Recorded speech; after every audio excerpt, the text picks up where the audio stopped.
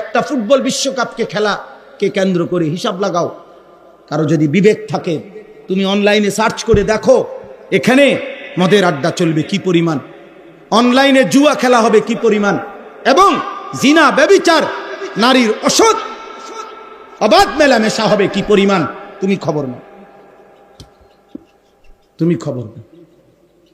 কাতার বিশ্বকাপে একটি অন্যতম বিতর্কের বিষয় ছিল, কাতার সরকার বিশ্বকাপের সময় ঘোষণা দিছিল মদের বোতল স্টেডিয়ামে খোলাভাবে খাওয়া যাবে না।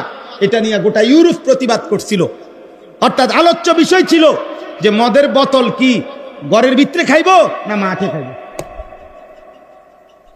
জি জি, ব্রাজিল বিশ্বকাপের সময় ওনারা নিজেরা হিসাব দিছিল। ব্রাজিলের কিছু জনগণ প্রতিবাদ করছিল যে আমরা অল্প আয়ের দেশ, এত বড় বিশ্বকাপ আয়োজন করলে আমাদের আর্থিক লস হবে। ব্রাজিল সরকার তখন হিসাব দিছিল, আমি নিজে পত্রিকায় দেখছি যে হিসাবের মধ্যে তাদের আয়ের যে খাত দেখাইছে তার মধ্যে একটা খাত হইল এই বিশ্বকাপ খেলা উপলক্ষে 1.5 মাসে যে পরিমাণ নারী হোটেল ভাড়া নিবে জিনা আর ব্যভিচার আর বেশ্যাবৃত্তির জন্য, এটার মধ্যে বিশাল বড় আর্থিক টাকা আসবে। আমরা বুঝি না, আমরা চাঁদের দেশে থাকি না, আমরা পৃথিবীতে থাকি। বলো আমার একটা ছেলে ভাই, বলো বিবেক যদি থাকে আমার ভাই, বলো ব্রাজিল আর্জেন্টিনার সাথে আমাদের দিন ধর্মের কোন সম্পর্ক আছে? আচ্ছা রাখেন, এটা বাদ দেন। আমাদের রাষ্ট্রের, আমার এই মাতৃভূমি বাংলাদেশের আর্থিক, সামাজিক, পরিবেশগত যেই কোন উন্নয়ন অগ্রগতির সাথে ব্রাজিল আর্জেন্টিনার কোন সম্পর্ক আছে? তো তাহলে আমি কেন ব্রাজিল আর্জেন্টিনা আমার প্রিয় হলো কেন?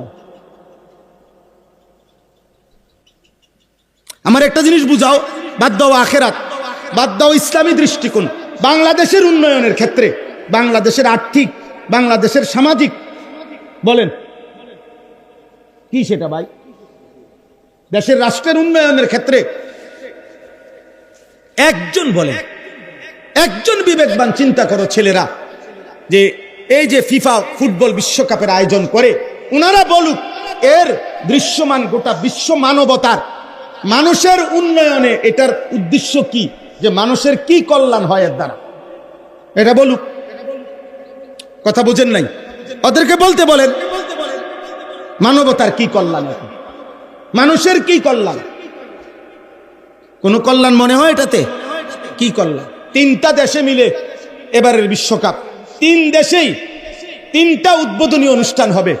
3টা উদ্বোধনী অনুষ্ঠানেই পৃথিবীর সেরা নর্তকীরা নাচবে।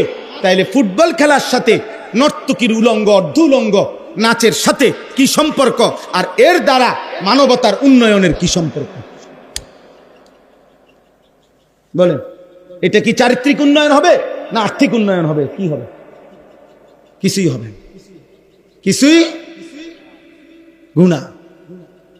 আর কি? আর কিছু গুনাহ, গুনাহ। আখিরাত বরবাদ হবে, আখিরাত বরবাদ। এজন্য মদের আড্ডায় যাইও না বাপ, জুয়ার আড্ডায় যাইও না, নেশার আড্ডায় যাইও না। পচা জিনিস, আবর্জনা মানুষ ফেলে দেয়। এই জন্য যে ছেলেরা চরিত্র নষ্ট করছো, আখলাক নষ্ট করতেছ, একদিন ডাস্টবিনের ময়লার মতো এই সমাজ তোমাকে ছুঁড়ে ফেলে দিবে। তোমার দিকে কোনো কুকুর জানোয়ারও ফিরে চাইবে না, করে যা বেটা, বাদ দে বেটা, অসভ্য চরিত্রহীন বেটা, বাদ দে বেটা।